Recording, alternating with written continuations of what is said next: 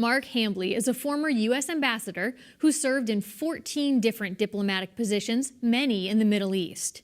He's also a frequent guest of the World Affairs Council of Western Massachusetts, where he speaks on a variety of topics, including the Arabian Peninsula. During a recent trip to the area, Hambley joined me in the studio to discuss why this relatively small area of the world has such a geopolitical impact. Also joining me was William Morris, Secretary General of the Next Century Foundation, an international organization that works toward peace among nations. Well, it's important by its location, first of all. It guards the access to the Gulf and also the Red Sea on the other end, so the Straits of Hormuz and the Bab el-Mandeb. It's important because of oil. It's one of the leading areas that produces oil in the world. Saudi Arabia is sort of the swing producer, has been up until now the swing producer on oil. It's important also because it's a focal of terrorism. Al-Qaeda's major base is in southern part of Yemen, and that has got to be addressed for our own security. And we'll talk about Yemen a bit in just a bit. But I wanted just to flag for folks to remind them that when we talk about the Arabian Peninsula, we're talking about Yemen, as you mentioned, but Oman, Qatar, Bahrain, also parts of Jordan and Iraq.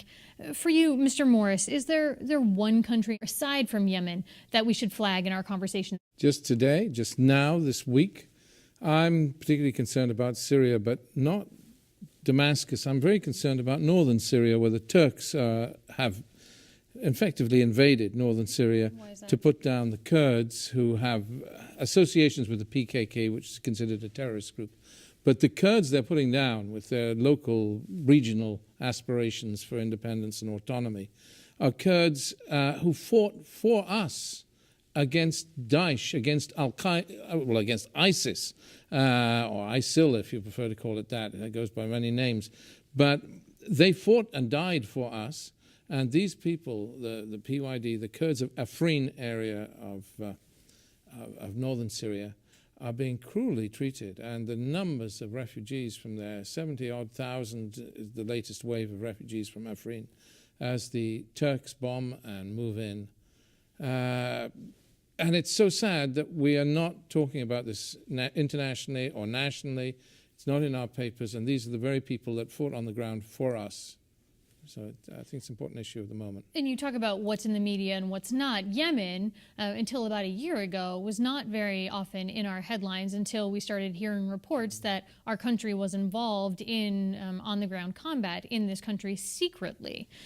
Since then, as we've learned more about this war, it still is not all that often brought to the forefront. Any sense of why you think that is? I think it's simply because other issues have taken the headlines. But we're interested in Syria, Iraq, Yemen. No one's been interested in Yemen. There are very few Yemenis living in the United States. There's a small community of 11,000, 12,000 Yemeni Americans in Yemen, but we left them there and we evacuated our troops and our embassy in 2014. But Yemen's an issue because Saudi Arabia is engaged in a war which we strongly support. It's based on the premise that Iran is helping the Houthis, who currently control Sana'a and a part of Yemen, that they're using that to subvert the kingdom of Saudi Arabia. That's a bit of a stretch. The Houthis are only getting support from Iran, they have no other place to turn to. It's a self-fulfilling prophecy. So we've got to find a way to stop that war. It's a sticky situation diplomatically, isn't it, though? Because, as you say, we're working with the Saudi government, but at the same time, under the Obama administration, they were very concerned that what was going on with Saudi Arabia was sort of undermining the larger efforts that were happening there. So how do we navigate this very sticky diplomatic situation? Well, I think there's a couple of ways you can do it. The first is we've got to convince the Saudis that the Yemenis are not a long-term threat. We've got there 26 million Yemenis, 28 million Saudis. They're the two largest countries on the Arabian Peninsula. And you don't want to create a generation of Yemenis who detest the Saudis for what they're doing in their country. We can arrange to have a peace conference which will be effective if we get the UN to back down from its very one-sided resolutions against the Houthis, if we find ways to outmaneuver the Iranians who are taking advantage of the situation to promote their own agenda. You mentioned peace a moment ago, the Next Century Foundation, that's largely your charge. You've been heading this organization for over 20 years now. Curious to ask you about this peace in general, thinking about peace broadly. Being there for 20 years, has this evolved then, how you look at working toward peace in this very charged region? Yes, it changes. Your ideology has to change. I mean, in our early days, we were just a second-track organization looking at ways to get people to talk to one another.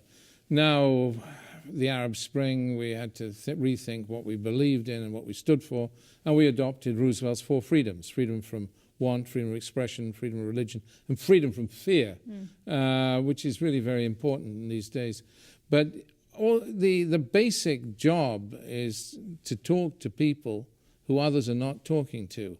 And it's a great problem in the world if you're not talking to people. We don't talk to Iran now in the current administration, and we're not likely to do that. It's a problem for us in the world because it means then there are greater misunderstandings, and these conversations need to be held. And we need to, if we don't talk, it's war. You know, that's the way it goes, and it's the way it's always gone. And so the role of anybody in a second-track organization is to enable that dialogue to take place. But Ambassador, you know full well that there are times that our government chooses, as you said, not to have these discussions. So when we choose to not enter in dialogue with Iran or other countries, what's our reasoning there? Why is it seen by our government as a stance that we should be taking? Well, that's always the public position, but very often the private position is you have quiet negotiations going through third parties. Second track, as William indicates, with interested parties from governments to try and find ways where you can come to common ground or to prevent an unforeseen circumstances might result in war. So I think although we don't talk directly to the Iranians, we do talk to them a bit on the side. Korea being a great example. We're not talking to the Koreans directly, but we're having conversations in Finland between people, and we'll have a conversation with when we do meet with them directly in May between the president and the president of Korea too. For the average citizen, when they're looking at these issues, how much is there a responsibility for each of us to educate ourselves more broadly in these areas? Oh, it's key. It really is.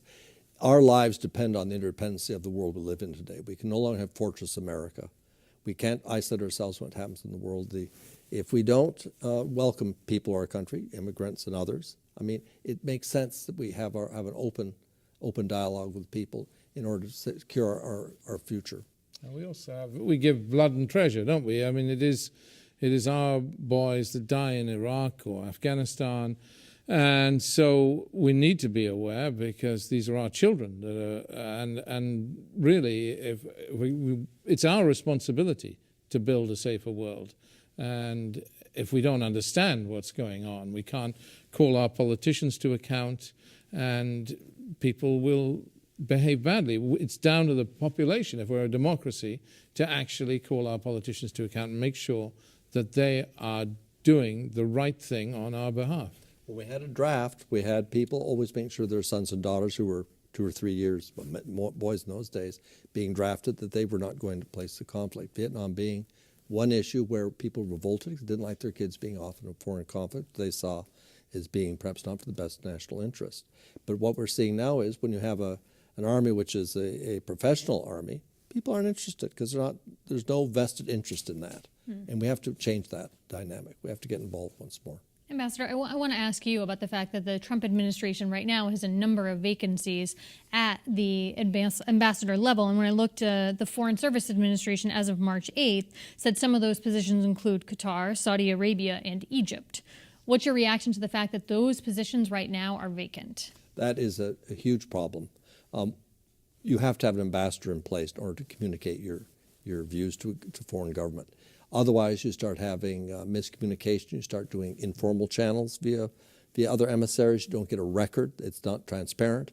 It's not a good way to conduct business.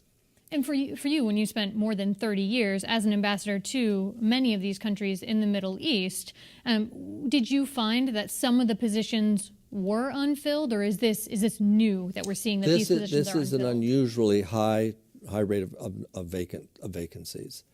Generally, the problem was career versus non-career. You always had perhaps 60% career ambassadors, 40% non-career. Meaning coming from the private sector? Private sector, political appointees, rather than somebody who came through career service. That was always the big issue. Now it's just probably making sure you fill positions with anybody, and not just in the overseas posts, in Washington as well, in our the hierarchy of the U.S. State Department, there are many, many vacancies throughout these, both in the East Asia Bureau, in the Near East Bureau, and other bureaus as well. That is not a good way to conduct policy. Could you foresee any reason why President Trump or his advisors would think this is a good idea not to fill these positions? I don't think it's anything, I don't think the president really focused on that. I think he wants to fill positions, but there's a process, but that process has to start with getting nominees in, and that's, make sure that you have a career versus a political person. It gets clogged in the system somewhere along the line. I would imagine names have been put forward. Those names just not advanced to the president's, to the White House to be cleared, and then off to the Senate for its own nominating process. Gentlemen, I appreciate your time today. Thank you you very much.